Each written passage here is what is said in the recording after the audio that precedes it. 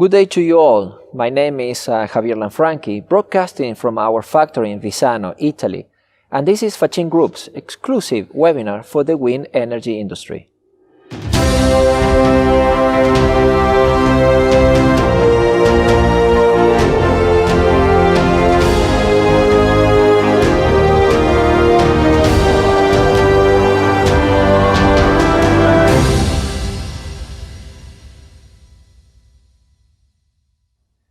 First of all, we would like to thank you all for the questions you have sent during the registration. You can also send your questions or comments during the webinar using the chat section on the right-hand side corner of your screen. We will do our best to answer as many questions as possible during the Q&A at the end of this webinar and certainly after. Before we get started, a few words from our CEO, Andrea Ceretti. Good day to you all, and thank you for participating in our first webinar dedicated to the wind energy industry. First and foremost, I would like to give my thanks and appreciation to the speakers in this webinar for their time and for sharing their valuable knowledge with all of us. Secondly, I would like to stress the importance of the times we are living and the responsibility we have as part of the supply chain. As you will see during the webinar, the forecasted growth of wind farms all over the world show the importance governments and industries are putting in this clean source of energy. We, Faccin Group, supplier of machinery for the fabricators of wind towers, believe in this path, and we have taken the responsibility of investing a great number of resources in R&D and the creation of a wind energy division within our company to provide tailored and powerful solutions and service to the wind industry. And this webinar perfectly reflects the commitment of our company to the growth of this industry by gathering in one single event the opinions and the knowledge of important players in the industry. This way, you will get a broader view of the future challenges that lie ahead and how we should prepare for them. I hope you will find this webinar to be very useful. Thank you very much. Thank you, Andrea. I would like to continue now by introducing our panelists and the people leading the group's wind energy division. Here with us today, Andrea Comparin and Diego Morbini, both senior technical sales managers at Faccin Group. Hi Andrea, hi Diego. Hi Javier. Hi Javier, and hello everyone. And our colleague Rafael Soto, senior sales manager currently located in Spain, actually one of the most important hubs in the fabrication of wind towers. Hi Rafael. Good day everyone from Spain, and thank you all for participating in this webinar. I would like to kickstart with a question to Andrea and Diego. You are part of the Faccin's wind energy division. Why was it created? Javier, you have to consider that the wind industry is a global market. With a dedicated division, we can exchange information, experiences and techniques with a large number of fabricators, and at the same time implement the solutions on our machines. Exactly. Experience. Since we installed our first wind tower system more than 20 years ago, our company has never stopped researching and developing new ideas for the wind energy industry. Thank you. And Diego, you have raised an important point, future challenges. And this is what this webinar wants to offer today. An overview of what the wind energy market will look like in the coming years, and some of the challenges that the industry players, especially the supply chain, will have to deal with. So, in order to have a better understanding of what we can expect to see in the next 5 years, we will show you an exclusive video provided by GWEC, the Global Wind Energy Council, with the latest data from the 2021 Global Wind Report released just a few days ago. Hello everyone. My name is Feng Zhao. I'm the head of strategy and market intelligence at GWEC, Global Wind Energy Council. Before I start, I just want to take this opportunity to thank you, the organizer Faccin, and also the group of professionals who joined this session today. I'm going to take this stage virtually to present the key findings from the previous year, 2020. Before we start, let me just quickly introduce GWEC. We are the voice for the global wind industry, and we are the most active lobby body for the wind sector. All we're doing to make sure that we will have stable growth for the industry, make sure that we got a fair play, etc. So at the GWEC in general, we have the members throughout the value chain. For example, if you look at our CEO member, that's our board members, we have the leading global onshore and offshore wind developer, and also largest IPP in the renewable space. On top of that, we have 8 of the top 10 turbine OEM. They are our board members. Most recently, we have the big offshore oil and gas company join us to support the growth and global energy transition. Here you can see you have so many logos. On the left side, you can see GWEC also have the national and regional association as our members. And now let me just straight into the key topic. That's what we call the 2020 highlight for the previous year. 2020, as all of you already know, it's really a special year because wind has already passed the 90 gigawatt milestone. Looking at the chart on the right, you can see the best year before 2020, that's 2015, due to the installation rush in China.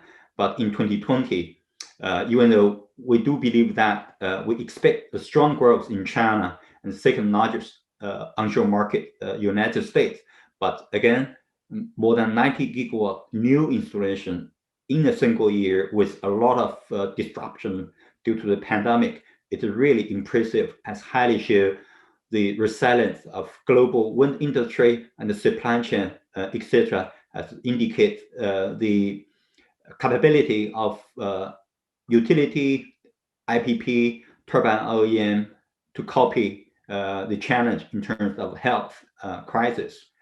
For onshore, we had the best year. For offshore, even though it's the second best year, but taking into account how challenging it is in terms of travel, etc.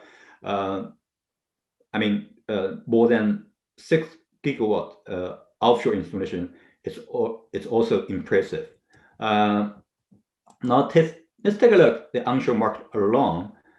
Even though we know it's a big year, but there are 2 markets we have to highlight. That's China, my home country, and also United States. The 2 markets alone put up more than 75% of the global onshore installation in 2020. Follow up, we do have Brazil, Norway, Germany, Spain as the other leading market. I'm not going to name it, but again, look at the dollar chart. We can see obviously the 2 largest markets, China, US, had the lion's shares last year.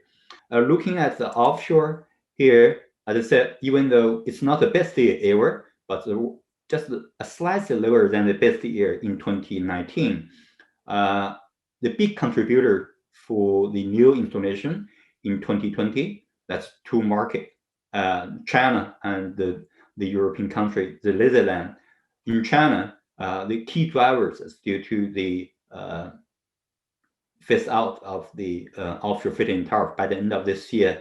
So China grid connected more than 3 gigawatt, make up slightly more than half of global new installation, followed up by European market. Out of China, Europe, we have turbine installed in South Korea and 2 prototype in United States, but in terms of market share, that's relatively small. Looking at the global outlook for the next 5 years, in general, we will see slight drop in the near term, but for the 5 years outlook, we believe that the industry will continue to grow. We have the CAGR here around 3.5% globally speaking. If we're looking at onshore wind, it's relatively flat. It's only 0.3%.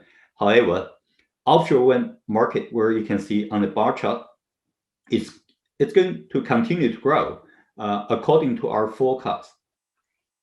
By 2025, the annual offshore wind installation are going to be around 4 times as much as we saw last year. So it will make up around 20 to 23% of the new installation in next year. On average, we're going to have around 94 gigawatt per year moving forward for the next 5 years, but this is not enough. In this report, we did identify that to reach what we call, to get the global warming under control or below 2 degrees Celsius, we need to install on average 180 gigawatt new wind in the next 10 years.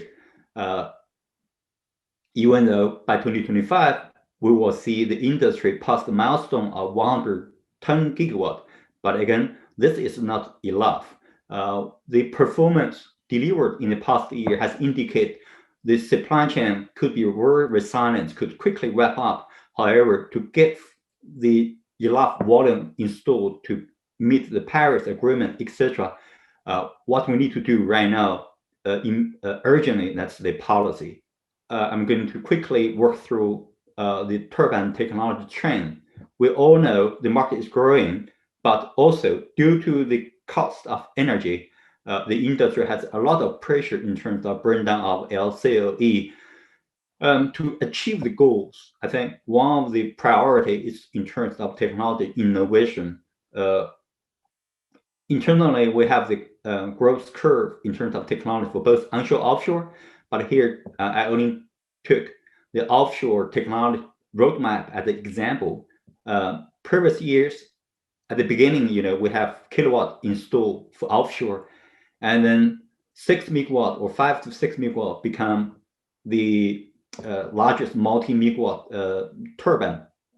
However, looking at the pipeline today, at the leading turbine OEM, they see the top 3 outside China, GE, SGRE, Vista, they all introduced the new model. GE has upgraded the Halia X from 12 megawatt to 14. Siemens last summer, pre-summer, launched the 14 to 15 megawatt model.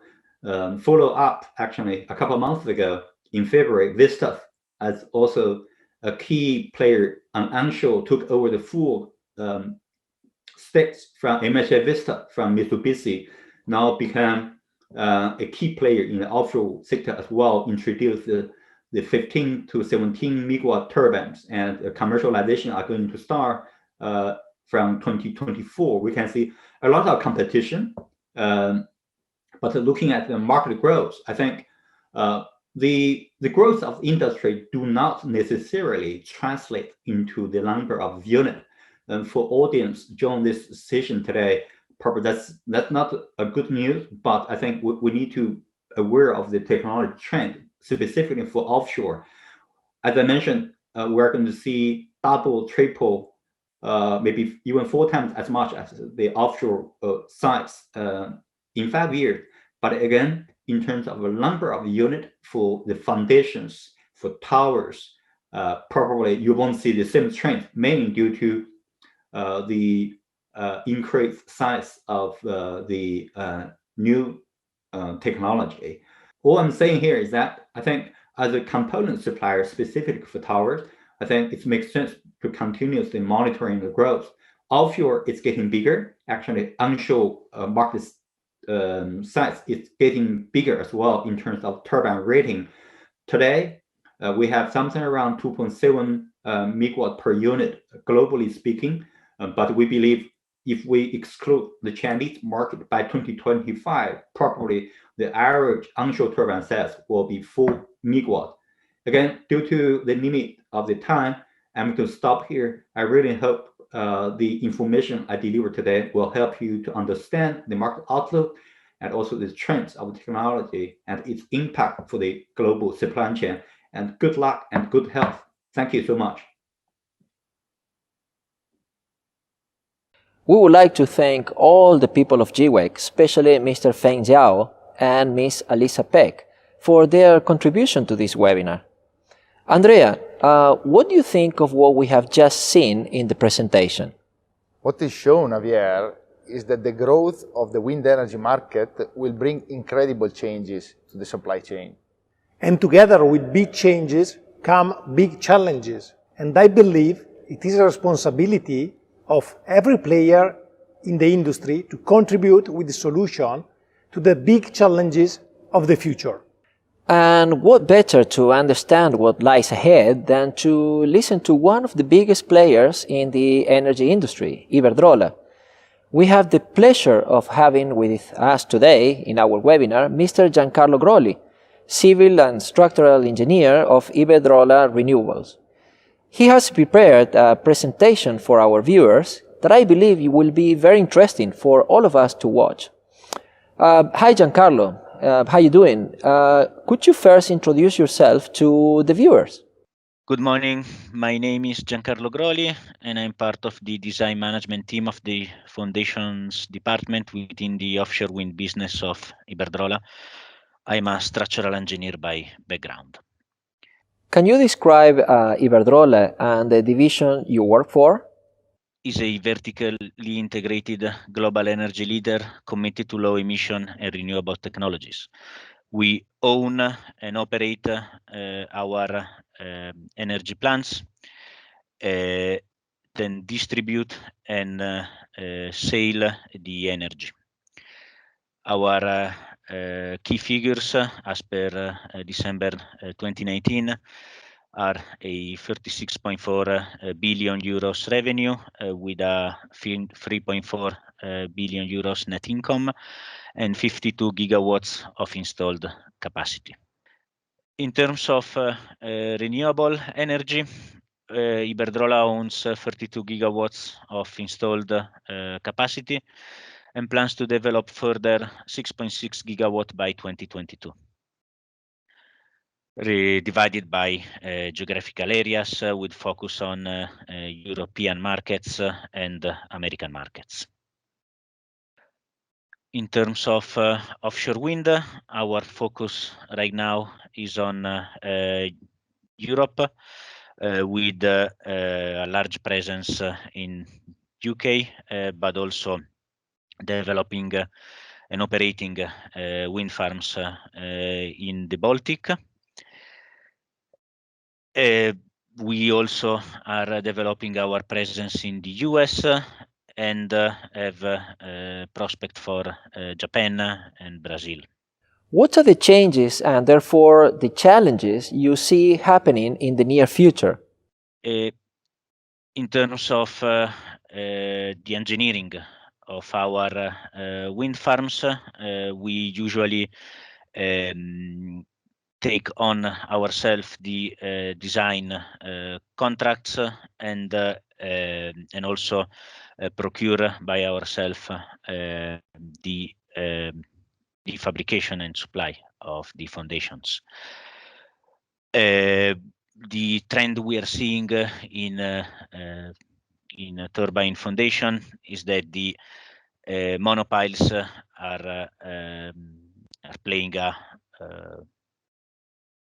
major role in foundations for turbines. In fact, the monopiles, when feasible, are generally regarded as the most cost-effective solution for foundations. A problem we are seeing with the monopiles right now is that turbines are getting bigger. In fact, the rated power of the turbine has steadily ramped up during last year, and this, of course, came together with an increased rotor dimension and therefore an increased hub height, increased loads, and increased stiffness requirements for the foundation.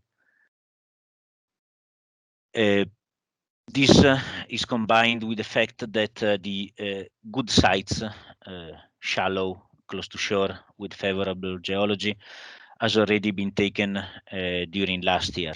So when we combined the increased stiffness requirements from the turbine and the increased say water depth, soil softness, we have that in order to make the monopile work, the seabed diameter must follow the same upsizing trend. And this brings us to the current demand for up to 12-meter diameter monopiles and weights in excess of 2,000 tons. Then we have a limitation on the diameter over thickness value. For instance, a typical value is 130. This means that for a monopile with a 10-meter diameter, the minimum thickness is 77 mil, even in locations where we wouldn't need it strictly for structural design. This restricts the supply chain on both plates and fabricators, with the commercial and program risks for us, the client.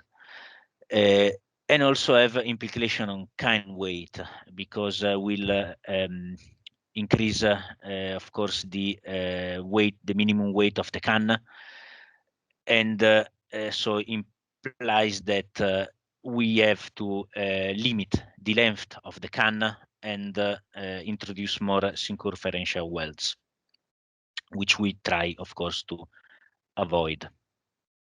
What are the solutions then Iberdrola will require from the tower manufacturers? How could the supply chain, and in particular the bending and assembly process, help us with this? For instance, by improving the tolerances.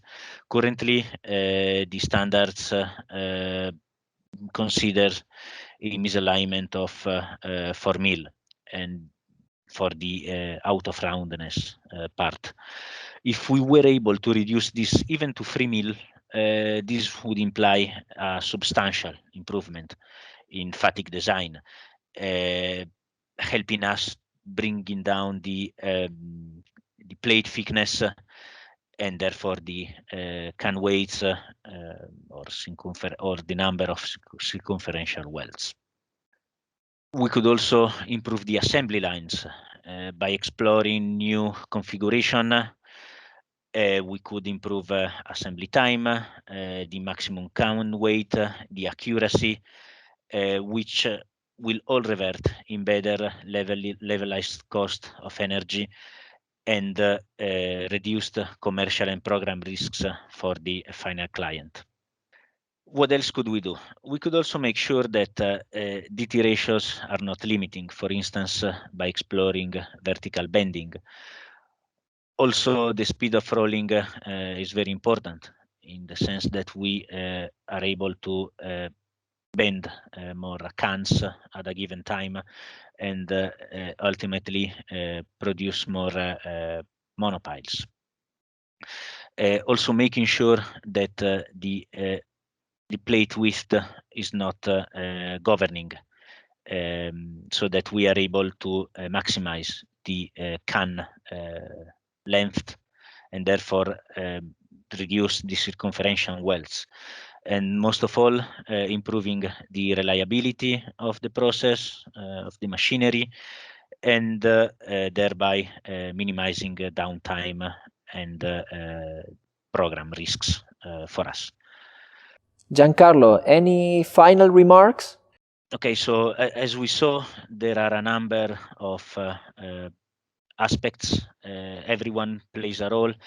Balance has to be struck between all of them, bearing in mind the final aim, which is achieving the best levelized cost of energy, which will enable us, the clients, the operators, building more offshore wind farms, which will help us achieving our goals in terms of a transition to a greener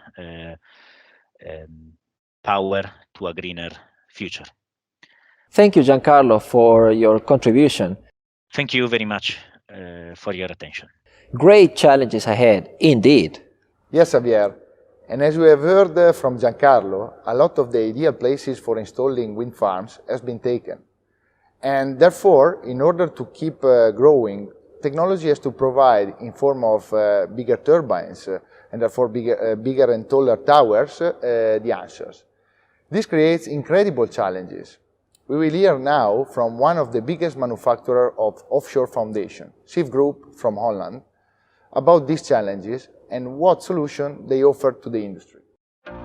What started with one man's ambition in 1948 and his constant drive to do things better has grown to be an international listed company. Building upon his courage to explore new possibilities and constantly redefine craftsmanship, we stay on the front lines, pushing us into the wind. It's the decades of experience that have made us the specialist in offshore foundations we are today. By expanding our services with engineering and logistics, we're now able to deliver total solutions for offshore wind foundations, extending further and further on international seas, meeting new partners and clients every day. They have made us innovative and treasure values at the same time, such as elaborate preparation and communication with our clients, believing in the strength of teamwork, safe working conditions, and the people that make it work. Because in the end, it's our personal drive that makes us all search for new solutions every day. Simply wanting to do things better. Chefe, shaping tomorrow, performing today.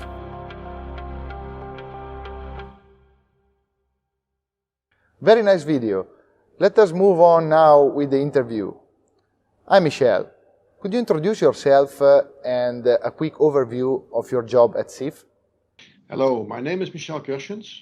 I am Product Strategy Director of Chefe. At Chefe, we tend to innovate our company because our market environment is changing all the time.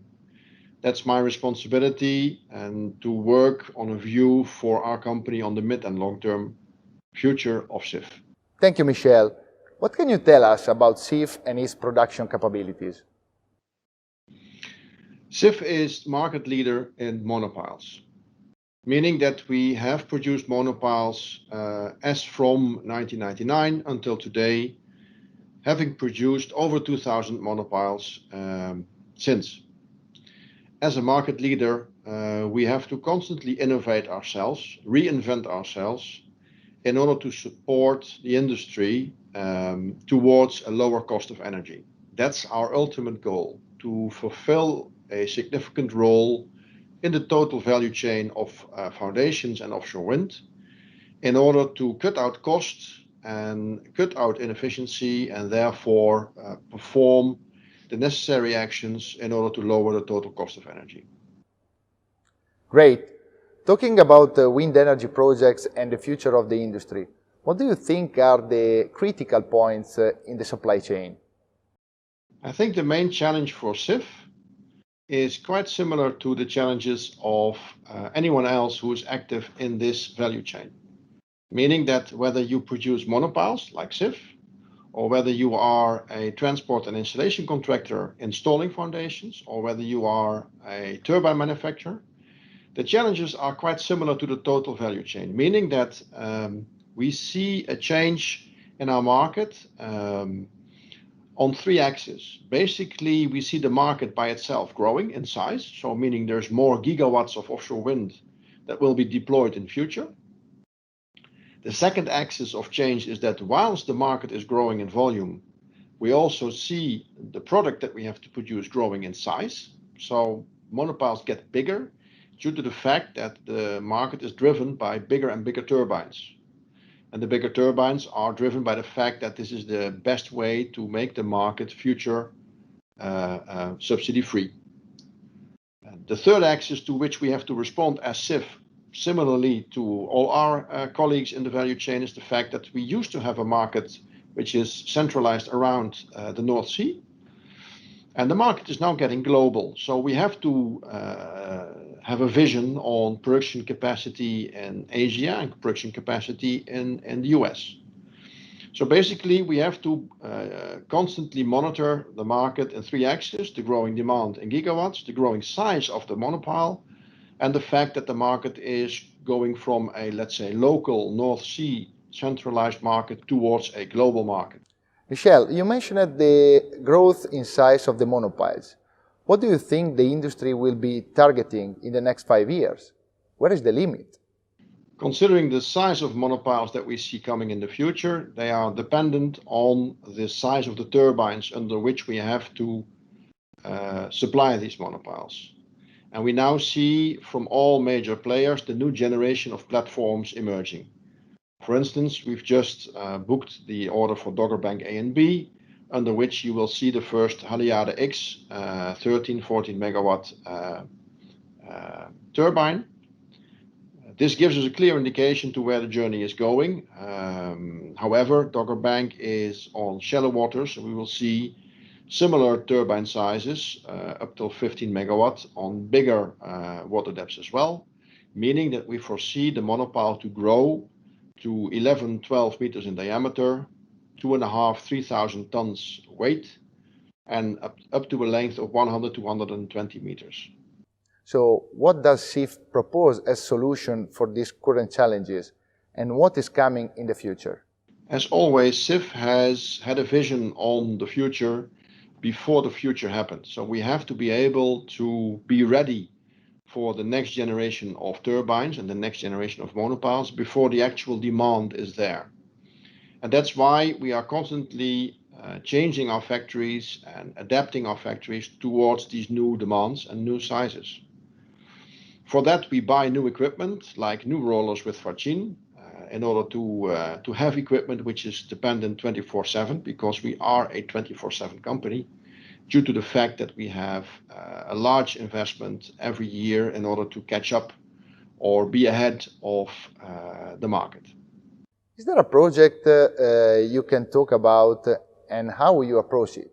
Indeed, as I've said, Dogger Bank A and B are really reference project for the future for us, in which we see the clearly need for very big monopiles, not only in size of diameter or weight or length, but also in size of accuracy.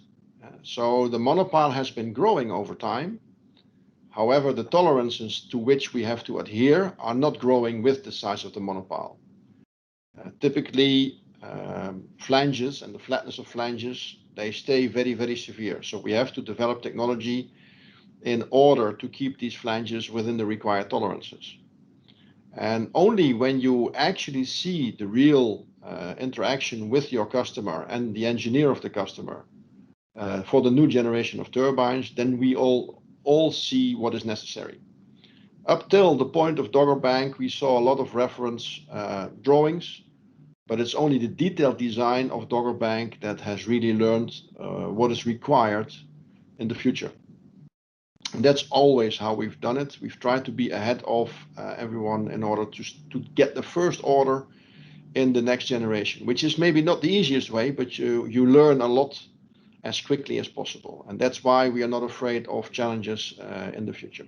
Thank you for your contribution, Michel. Andrea, Michel mentioned that one of the key points to stay ahead as a leader was to invest in production facilities, and he mentioned specifically rollers. Why? That's right, Javier. It's a very interesting case that started long ago, when CIF was looking for a solution to improve their productivity of heavy-duty cones for monopiles. The choice was between 4 and 3 rolls machines, two technologies that they already knew very well. The combination of the need of rolling heavy-duty cones together with the extra rolling capacity for the future growth of the thicknesses pushed them in the selection of a 3 rolls machine variable axis. The machine is 4.2 meters long and has a capacity of more than 200 millimeters, having a bending force of 5,000 tons. That means that it can do perfect pre-bending on all the common plates for monopiles nowadays and in future, like the 150 millimeter plate tested in as for 60. The machine was equipped with Siemens CNC, but also with advanced radio control, with screen and proportional controls. Now we can see the typical pre-bending operation with minimum offset and for the highest accuracy. You can see the camera system for checking the plate alignment of big cans and cones. And finally, we see the rolling phase with the symmetric rolls. And now you can see probably the most interesting part, the final result.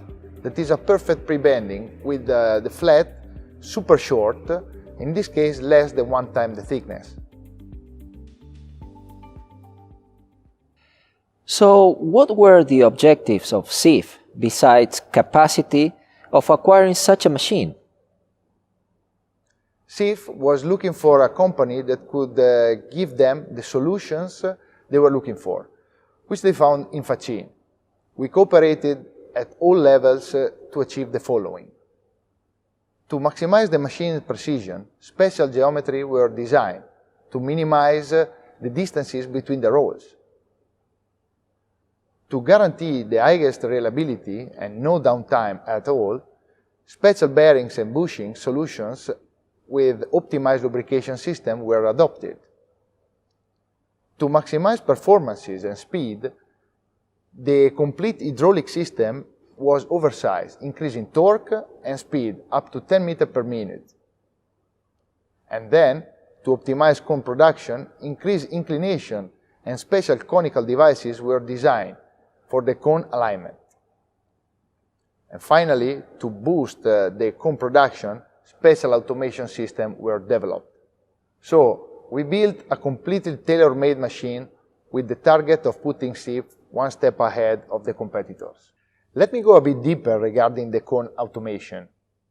Cone rolling with a thickness of more than 100 mm, conicity up to 12 degrees, and diameters of 8-12 meters with super tight tolerances is not an easy job. These cones are frequently rolled and then calibrated to match the tolerances and correct the defects due to the long seam weld and due to the cone axial misalignment. Well, together with the CIF super skilled operators, our experienced technicians could develop new bending techniques that could guarantee higher accuracy on the conical bending process and shorter time in the calibration process, up to 50% time saving. Andrea, you handled this project, so it must make you very proud. A nice success story, I would say, confirmed by the fact that after the first giant, CIF confirmed the preference for Faccin for a second one. Now, there's a lot to say also about the assembly and installation of offshore foundation. So, we have the great pleasure of having with us Eric Finet from Smulders, one of the biggest European steel construction company focused on offshore wind structures, part of Eiffage Group. Let us start first with Smulders' corporate video that shows what kind of company Smulder is.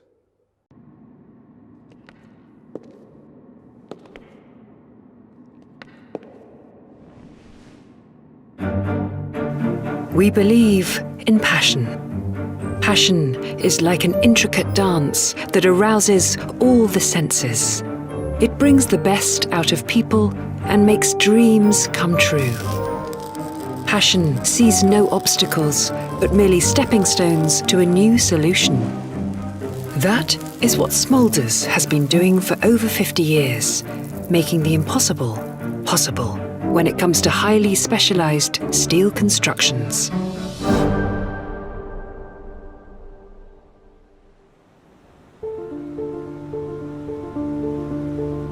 We engineer, we produce, we supply, and we assemble, because it enables our clients to realize their projects and reach their goals.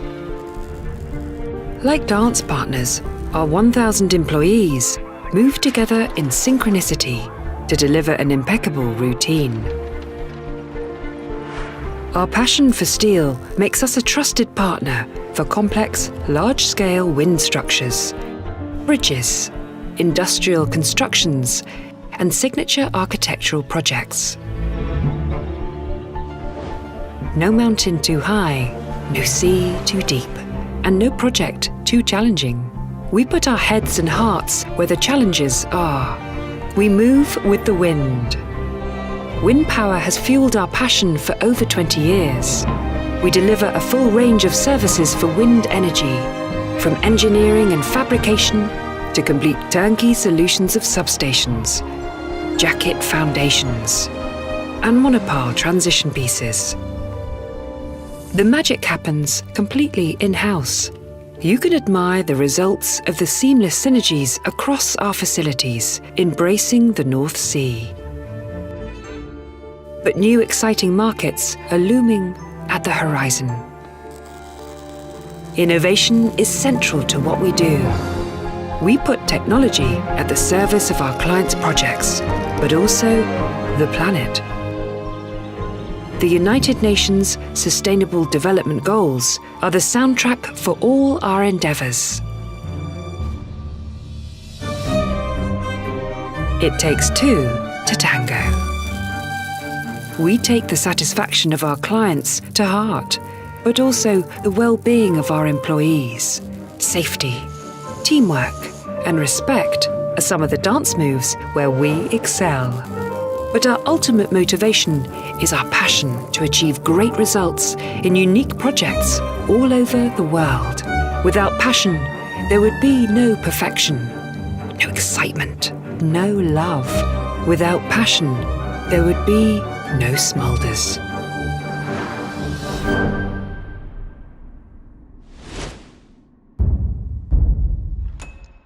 So now we move to the interview.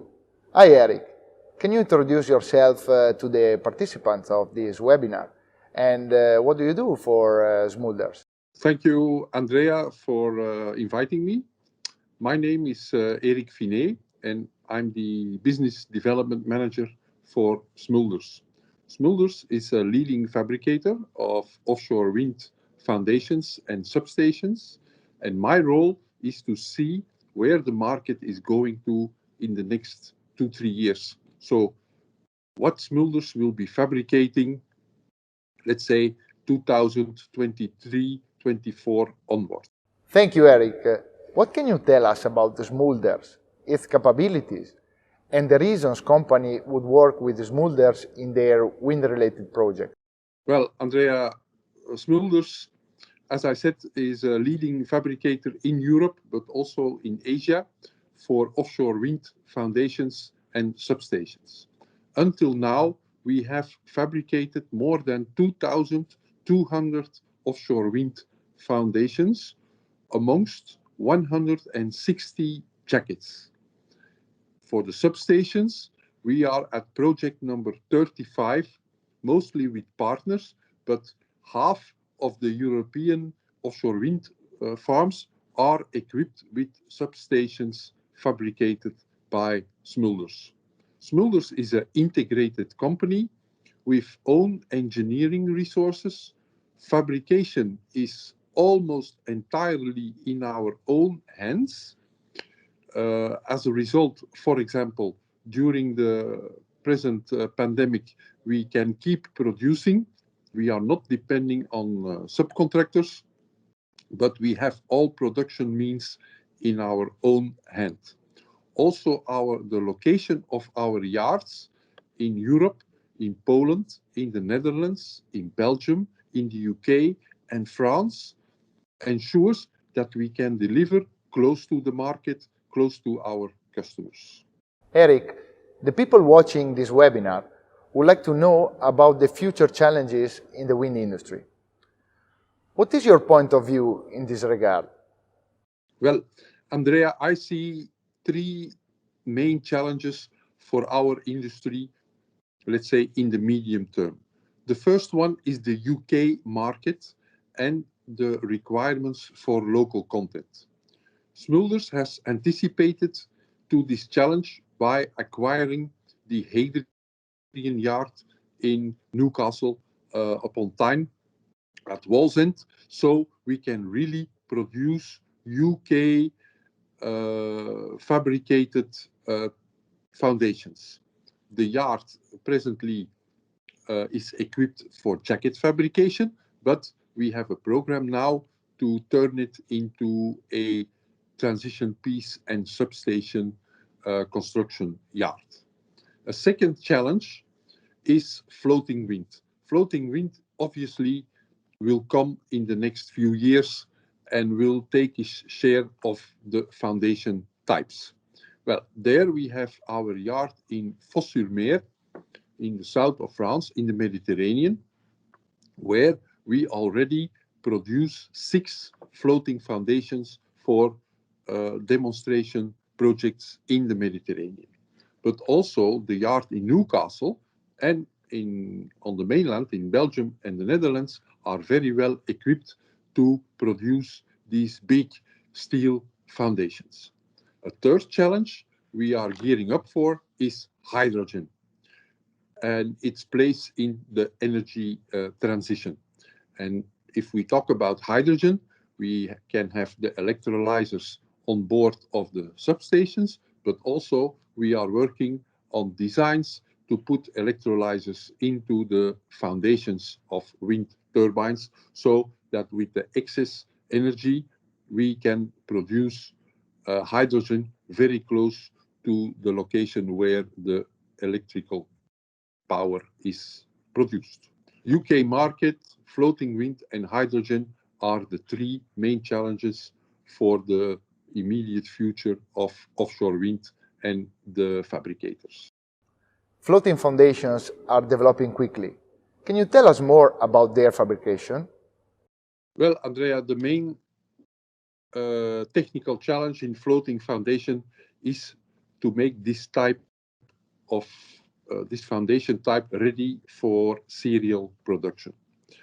Floating foundations can only be competitive if, just like bottom fixed foundations, we can produce 3 or 4 like transition pieces a week, or 1 or 2 jackets per week.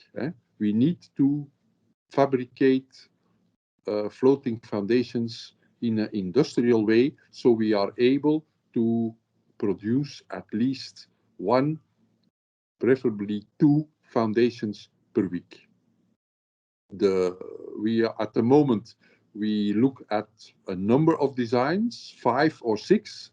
We also have our own design, and our challenge at the moment is to make all these designs fabrication friendly, serial fabrication friendly, so that the various types can be produced in an industrial way.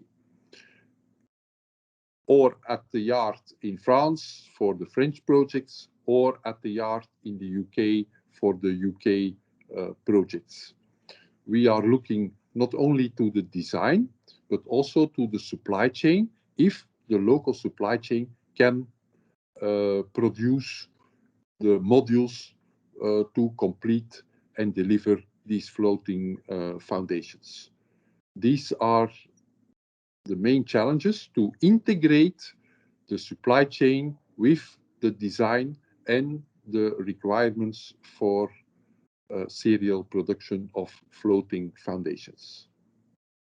Thank you, Eric. Very interesting information indeed. Andrea, I see Smulders develops several projects all over Europe. Yes, Smulders, part of the Eiffage Group, manufactures steel constructions in general, jackets, suction buckets, transition pieces, floating foundations, and much more. So, in terms of rolling, Faccin supplied the Eiffage Group with different machines in different plants. A 3 rolls variable axis rolling machines for their production facility in Spain, and 4 rolls CNC for their production facilities in Belgium, equipped with feeding table, automatic plate alignment system, top and side support for cans and cones, with a clamping system for tack welding.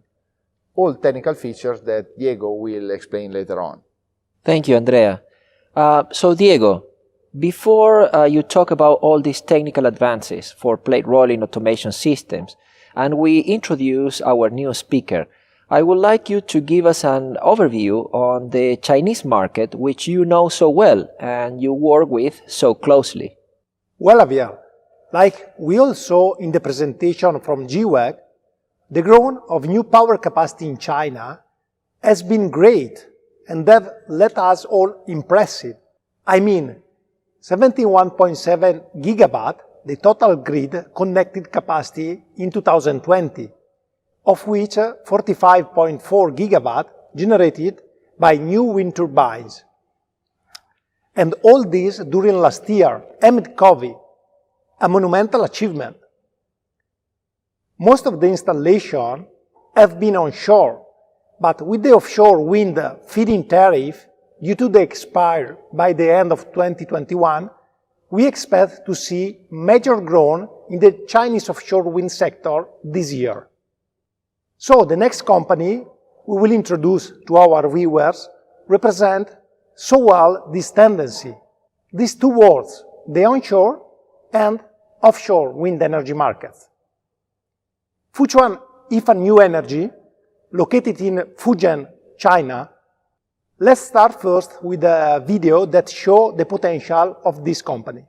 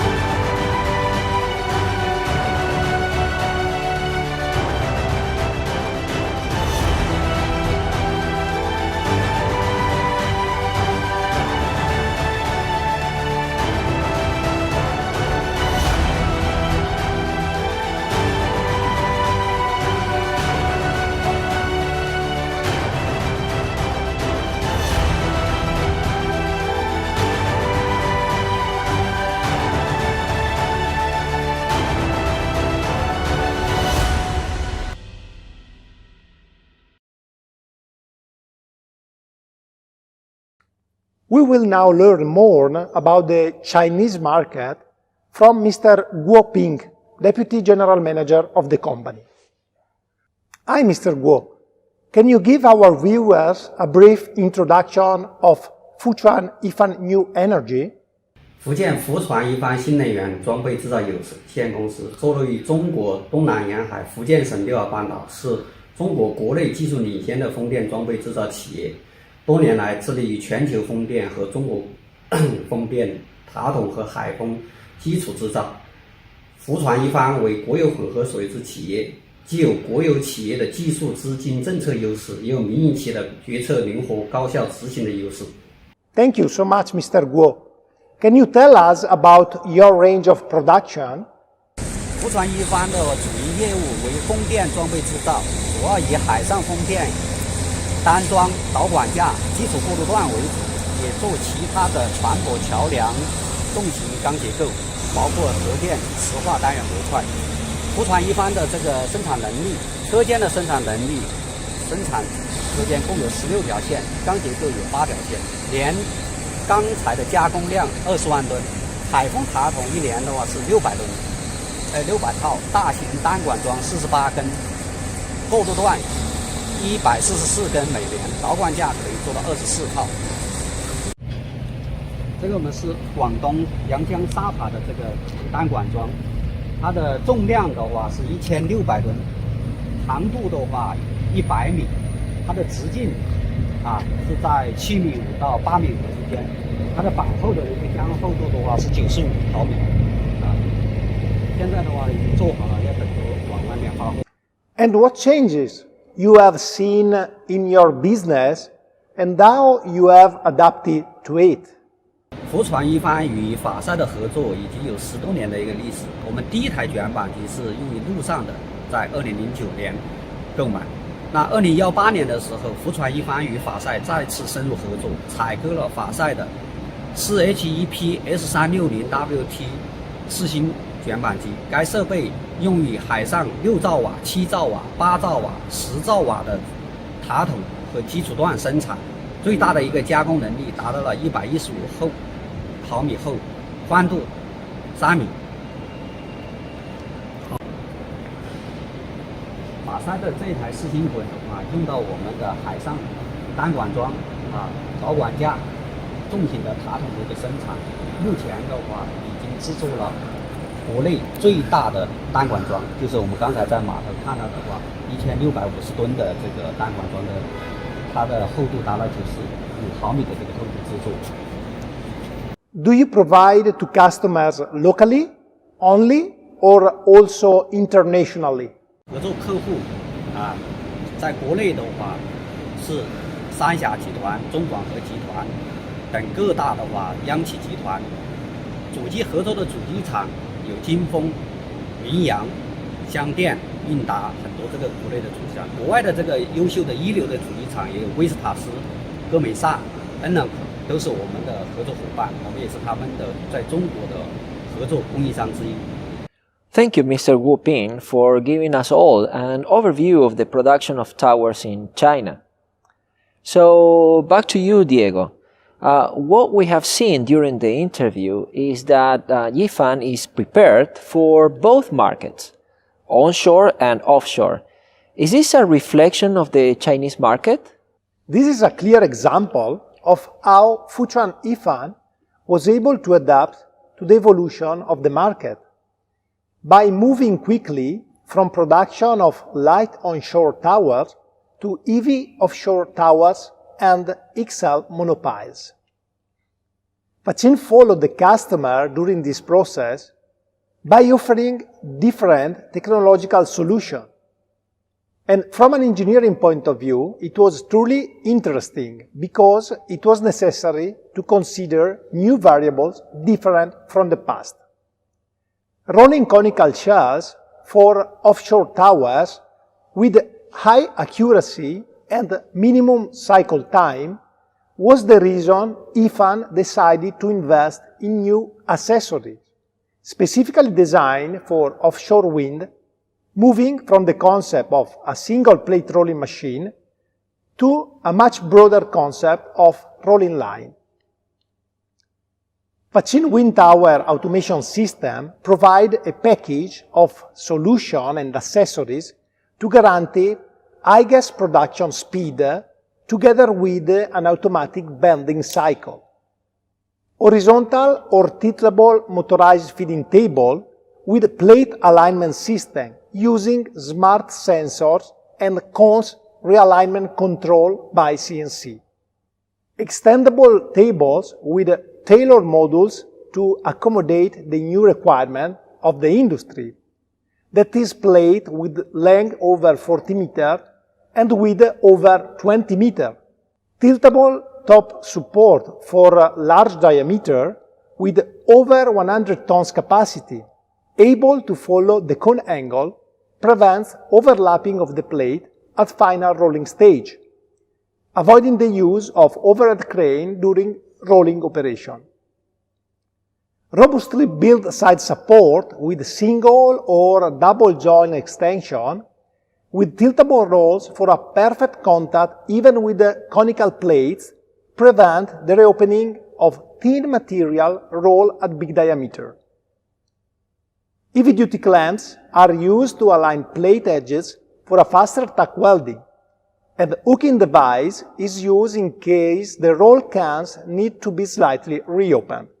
Bending hundreds of cans every month can only be achieved with a rolling package like the innovative Faccin wind tower automation system, studied to provide manufacturer with reliability, speed, accuracy, and automation, able to work 24/7 while capable of being handled by a single operator, which of course must go end-to-end with cost reduction. Great explanation. But China, although a giant in the wind energy industry, is not the only one in Asia. What about other markets?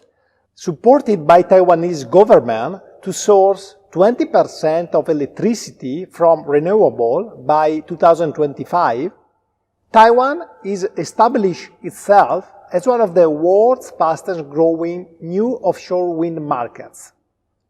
A significant step has been the first offshore wind farm of 128 megawatt called Formosa 1 project that kicked off in March 2017.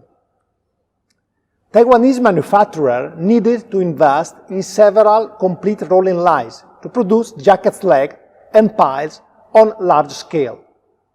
The reason why top players from Taiwan choose Faccin is because the company worked together with the customer as a consultant, providing from the beginning the most critical technical information. That is, to offer the possibility to have a fair technical comparison between the different solutions available, to avoid incorrect evaluation due to missing and misleading data, and to help the customer obtain the fastest return of investment. So back to Europe and the onshore market. Although there is an immense growth in the offshore wind market, onshore is still pushing forward and the competition is ferocious. That's correct, Javier. As confirmed by GWEC, offshore wind is booming in many countries, but also onshore wind is still growing around the globe. We know this for a fact, as we have delivered hundreds of wind tower lines to many top players like Windar, GRI, Tecnoaranda, Vestas, Arcosa, Chimtas, Temsan, Enercon, ZIAG, KGW, and many others. So let us listen to what Mr. Bergman of KGW has to say about the most competitive job in the supply chain, the onshore tower production. Hello, Mr. Bergman. Can you introduce yourself and what you do for KGW? Hallo, mein Name ist Robert Bergmann. Ich arbeite beim KGW, Schweriner Maschinen- und Anlagenbau GmbH. Ich bin seit 2016 als Arbeitsvorbereiter für die Produktion hier tätig. Die Firma hat ihre Gründungszeit 1948 als Industriewerk, hat 1993 die Produktion der Stahlrohrtürme für Windenergieanlagen aufgenommen und führt dieses bis heute erfolgreich fort. Please briefly introduce KGW and the capacities. Seit 1993 ist KGW im Bereich der Umwelt- und Energietechnik tätig. Größter Geschäftsbereich ist hier die Produktion von Stahlrohrtürmen. Die KGW verarbeitet mehr als 250 Turmsektionen jährlich. Die Längen einer Sektion sind maximal 35 Meter. Es sind Sektionsgewichte von 80 Tonnen. Die Durchmesser dieser Sektion betragen 4300 Millimeter. Also im Jahr werden 20.000 Tonnen Stahl im KGW verarbeitet. Die Stahlrohrtürme werden nach Kundenspezifikationen gefertigt. In your opinion, what are the technical challenges for onshore towers production and how is KGW positioned to be competitive in this highly competitive market in the future? Also die KGW arbeitet in allen Geschäfts- und Fertigungsprozessen entsprechend nationaler, europäischer und internationaler Zertifizierung und Zulassung. Unsere Stahlrohrtürme werden in hoher Qualität nach allen ISO-Standards gefertigt. Das heißt, für uns sind auch gewisse Toleranzen einzuhalten, wo man vermutet, dass sie gar nicht so klein sind. Beispielsweise, wenn unsere Verbindungsflansche, unsere kleinsten, rund 3000 mm, haben eine Ebenheitstoleranz von 0,3 mm einzuhalten. Unsere größten Verbindungsflansche von 4000 bis 4300 mm haben Toleranzen von 1,5 mm einzuhalten, was wirklich nicht viel ist. Sicherlich ist da der Prozess der Fertigung von den Flanschen spielt eine Rolle, aber auch eine große Rolle spielt unsere Rundheit in diesem Moment. Unser Verformen, dieses zylindrische und konische Verformen, muss eine gewisse Rundheit mitbringen, um diese Toleranzen zu erreichen. Die einzelnen Ronden oder auch Mäntel genannt, miteinander zu verbinden, müssen ein hohes Maß an Rundheit mitbringen, um einfach auch unsere Toleranzen einzuhalten. Und da ist es natürlich wichtig, unsere Mitarbeiter immer wieder zu schulen für die Zukunft, immer weiter auch investieren in neue Maschinen logischerweise, um auf dem Markt auch gut dazustehen. Um dies alles zu einem guten Produkt zu machen, ist das halt wichtig, dass unsere Mitarbeiter geschult werden.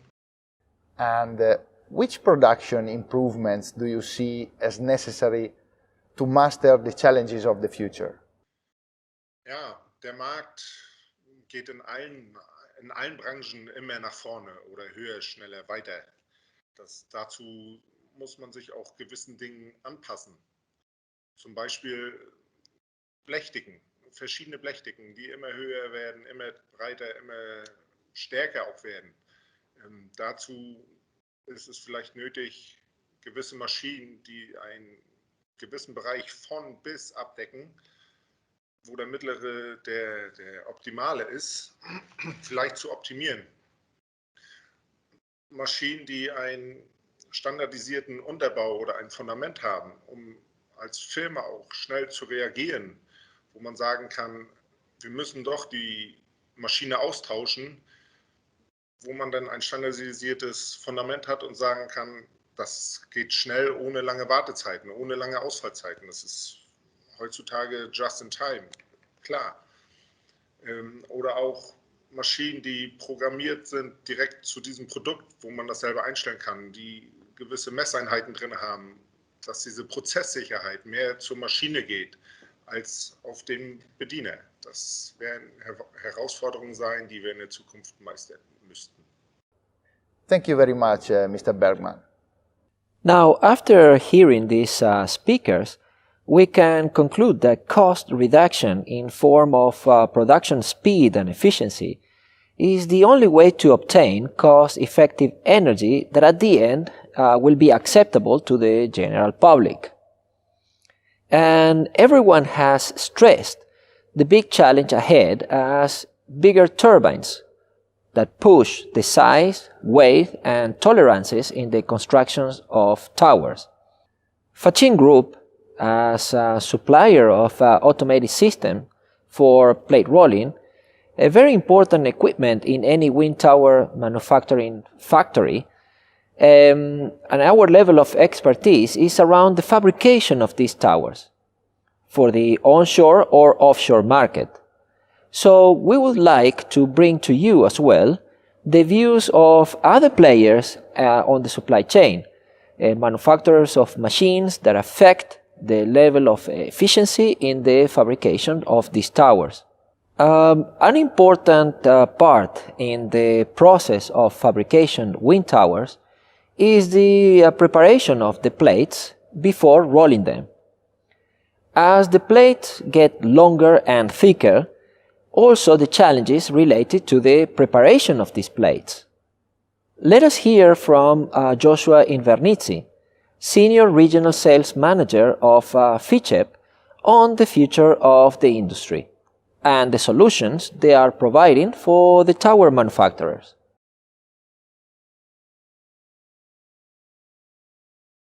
Good morning, my name is Joshua Invernizzi and I am Sales Manager at Fitchep Italy.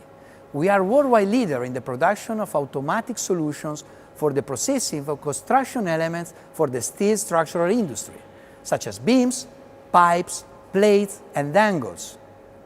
Fitchep was founded in 1930 in the town of Gazzada, close to Milan, and since then our cornerstone has always been the internal production of our products. Today, we can count on more than 145,000 square meters in which we carry out the integrated production of our products, such as designing, engineering, mechanical processing, surface treatment, and assembly, as well as the supply of spare parts and after-sales service globally. We approach the worldwide market, since our export share is more than 90%, with the aim to offer to our clients a complete range of solutions for the steel construction, from the most simple machines addressed to those companies who have moderate production needs and look for higher flexibility, up to the full integrated and automatic system for extremely demanding production requirements, controlled and managed by our steel project softwares. Our main market fields are industrial and commercial buildings, bridges, agricultural and earth-moving machines, transmission towers, offshore platforms, and wind towers. With particular reference to the wind towers world, the nowadays challenge is to satisfy the demand of more powerful towers, which means higher towers having bigger diameters, considerable material thickness, and extremely tight tolerances. Fitchep faces this challenge with its own solution in the pre-rolling plate preparation process, which typically includes plate transfer from the external stocking area to the shop blasting machine thanks to our automatic or semi-automatic handling system, including rollerways and cross-transfer tables. Shop blasting system, plate transfer with our handling system to an interoperational buffer, thermal cutting with our Chronos system, chamfering, milling, scribing, marking with our energy system. Our Chronos, with a range from 3 meters up to 4.5 meters wide plates, can be equipped with 2 plasma heads with independent cards and up to 4 oxy-cutting torches. It allows to cut plates in rectangular, trapezoidal, or curved shapes to prepare them for rolling, as well as to realize the well-prepped chamfer thanks to its 3D plasma bevel head, triple oxy torch, or high-speed milling head. This integrated solution, more compact and affordable, is suggested in the case of less significant thicknesses. For wind towers which require higher thicknesses and with more strict welding characteristics, the processing of the plate edges after the thermal cutting operation might be required. In this case, Fitchep proposes to realize the chamfer on the Energy, that is a gantry system especially designed for high-thickness chamfering. Energy range goes from 3 meters up to 4.5 meters wide plates, and is the project evolution of our gantry system for welded beams required for the steel bridges, for which we are worldwide leaders. Its main structure is therefore extremely stiff and robust. Energy is equipped with 2 special milling heads designed with variable speed planetary gearbox to allow to use the spindles not only with lower speed and high torque, up to 1,300 Newton meters, but to reach also a speed of 4,000 RPM for drilling, marking, and scribing operation. In fact, Using the same milling heads, it's possible to carry out all scribing lines for welding points, or miles for electrical cables, or stairs, or other accessory fastening inside the tower. The marking technology doesn't affect the material. The machine allows to carry out all the chamfers typically required for the pre-rolling plate preparation, such as Y, K, X, and J shapes, according to the library preloaded in the CNC, which also includes all the different plate shapes to allow easy onboard programming without involving the technical office. It's an extremely robust and functional machine. The tool changer is studied to be outside the bati, over the rails, to facilitate the operator in the tool changing operation. In fact, it doesn't need to access the machine, but it can move the spindle closer up to the very edge of the bati for an easy and safe tool changing. The magnets, which keep the plate to be processed in the right position, can be easily repositioned along the table to accommodate the exact plate shape. The bati positioning speed can reach up to 30 meters per minute, guaranteeing a quick plate probing and a very high processing speed. Taking into consideration the always higher request for offshore wind towers with very thick plates up to 150 millimeters, FICEP is the ideal solution, both in terms of thermal cutting with our Kronos range and of milling with our energy range. Moreover, the modular table, which can be extended over 24 meters, can accommodate plates with different lengths or more plates on different working stations. This is extremely important due to the request of always higher wind towers with bigger diameters. FICEP can supply single thermal cutting lines, milling lines, shop blasting lines, material handling, as well as the complete solution for the whole pre-rolling phase, fully managed by our steel project software. We hope that this brief overview allows you to learn more about FICEP and our solution, and please don't hesitate to contact our offices for any additional information. Thank you and see you soon.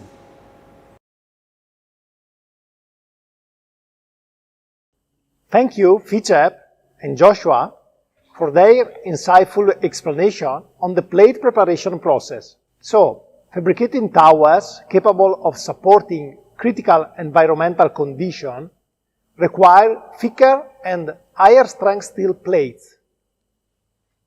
In order to keep production costs down and efficiency up, solutions in welding of these large towers are strongly required. Now let's see what Mr. Jansen from Blaholm has to say about the welding solutions.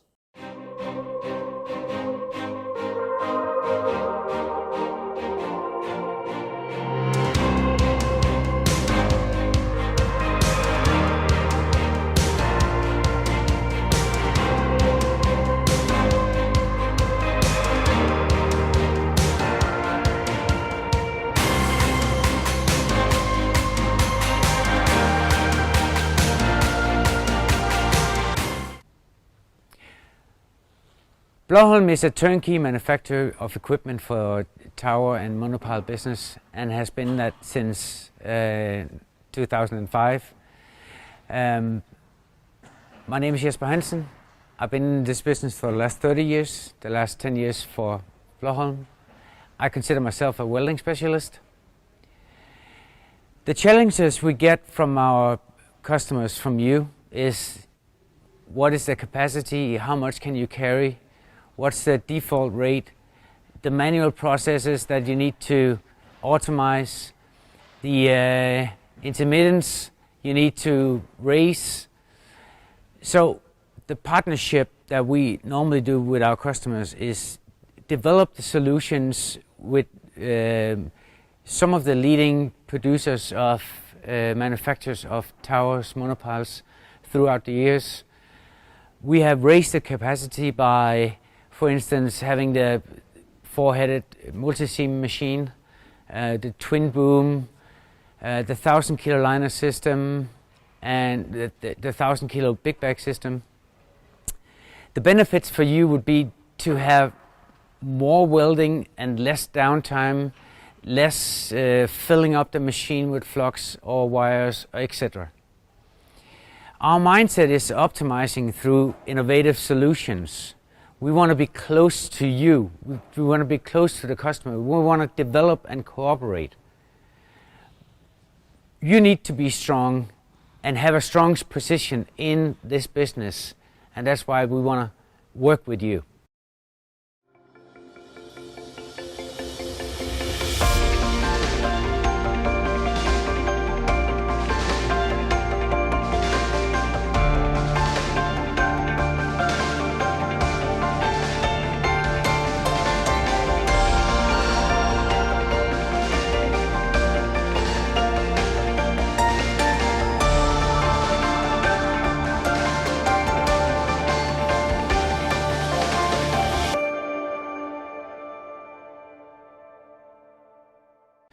Today I'm going to talk about the double twin boom, where you have the two heads on one column, which gives you the benefit of welding on the outside and on the inside at the same time with only one operator. So when you're welding a flange, you'll be able to do half a circumferential, and then you can start on the inside. When you have filled the seam up, you can stop on the outside and then do the last half revolution on the inside. That means you get almost half the time of weld as with a standard column and boom. The benefit here is that you can actually have one operator, two seams at the same time, and we also had two machines working together with one operator, 4 welding heads. For more information, please contact us on email or phone or look at our website. Thank you.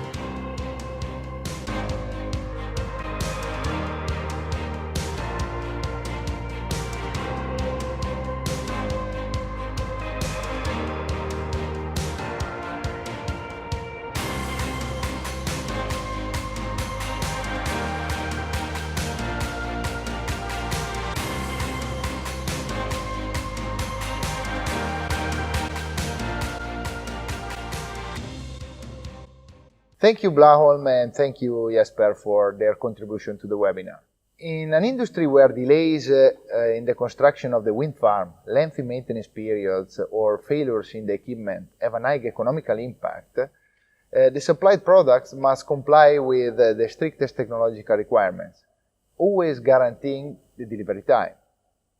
Manufacturers of tower flanges are required to deliver products following strict tolerances. The increase in size and diameters of the towers brings new challenges to the fabricators of the flanges. Let me introduce our customer, Industrial Barranquesa, a Spanish company leader in the production of flanges for wind towers. Pioneers in Spain in the production of hot formed flanges and later welding without material addition. Industrial Barranquesa has been using for more than 10 years our Giotto 2500 flange bending machine for its continuous production of flanges for the wind energy industry.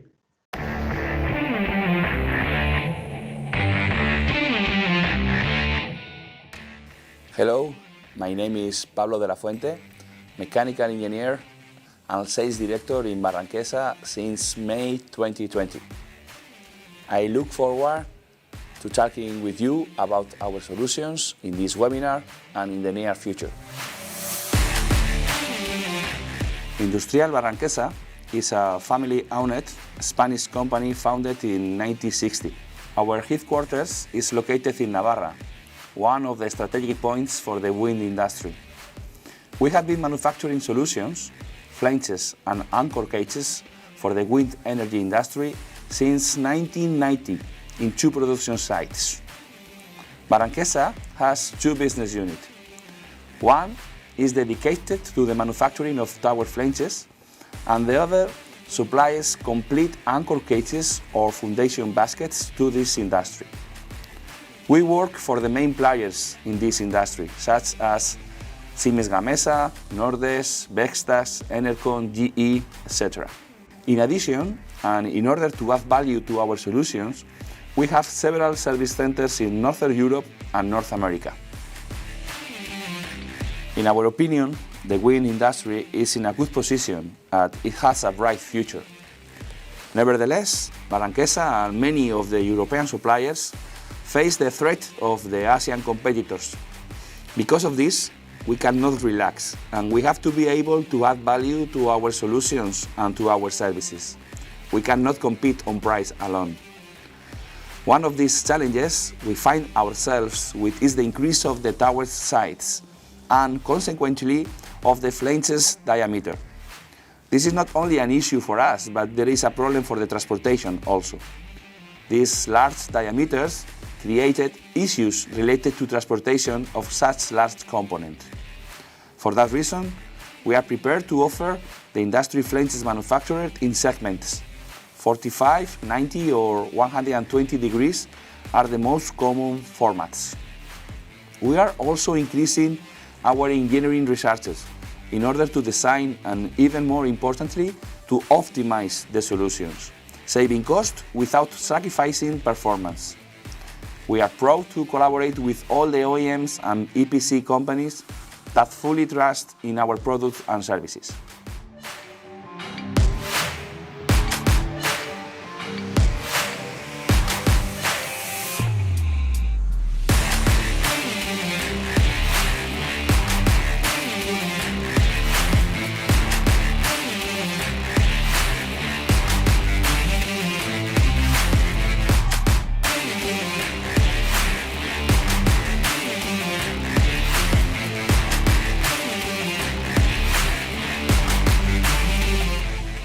Please contact me to discuss how Barranquesa can resolve some specific problems you may have. Thank you for your attention and goodbye.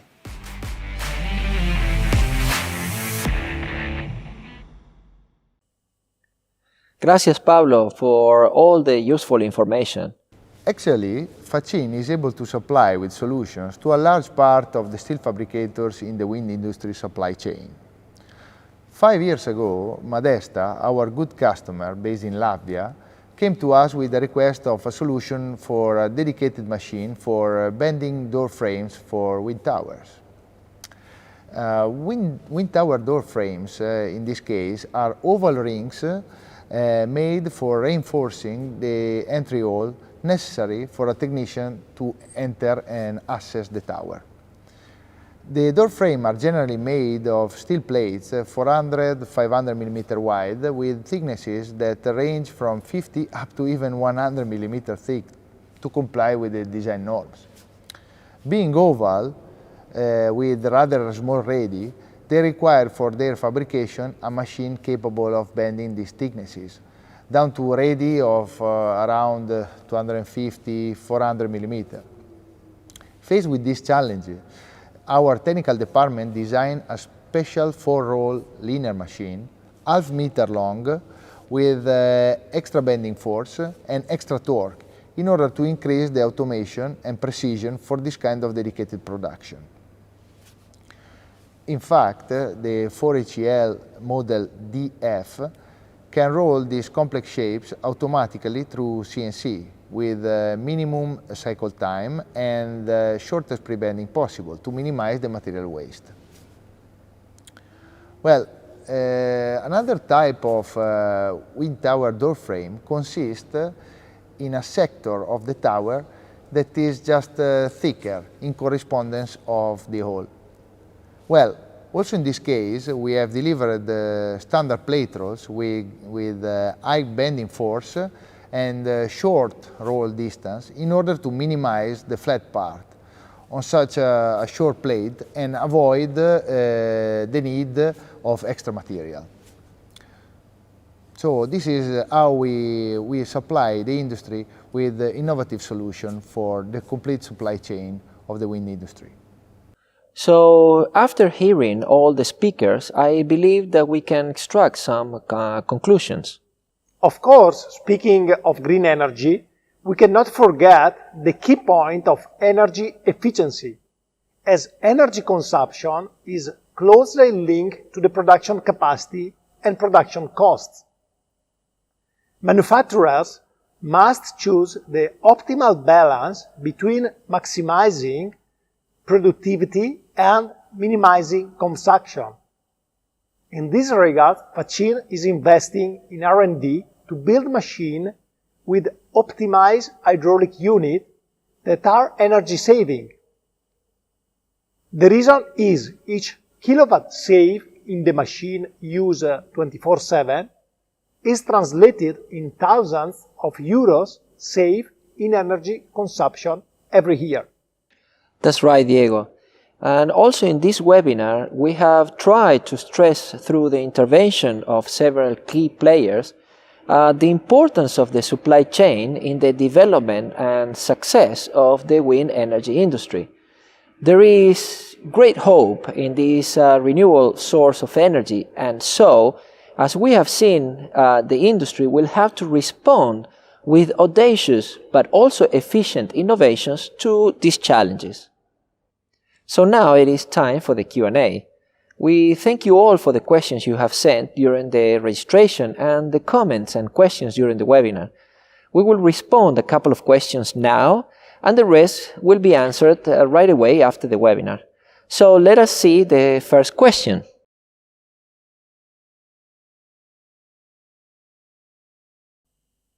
Okay, first question. What are all the key points regarding the rolling of windmill components? Question coming from India. Thank you, Mr. Deepak, for your question. Well, as you have seen in the webinar, there are many processes involved in the rolling of a wind tower can. From cutting, rolling, welding, painting, delivery. As we say, a reliable workshop is designed to produce at least 200 complete structural towers per year. And this is possible by using rolling machine intensively on 2 or 3 shifts every working day. Obviously, it depends on dimension, but in the case of latest generation towers, we can indicate an output of approximately 2 cans per hour, including tack welding.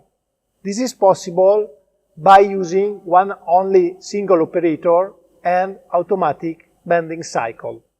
Okay, let's have a look at the second question. Is there any alternative to the manual measurement of the bending radius of wind tower section? Question from France, from Monsieur Nicolas. Thank you, Nicolas. Okay, well, I can say that Faccin R&D has developed non-contact measuring system also integrated with the CNC that can even suggest autocorrection of the bending steps. These systems are really useful to cut operation time, to give big help to the operators, and also for safety reasons, so that they do not need to go inside the cans for measuring. And Faccin R&D is still improving this system, testing new technologies with higher resolution and suitable for the factory environment.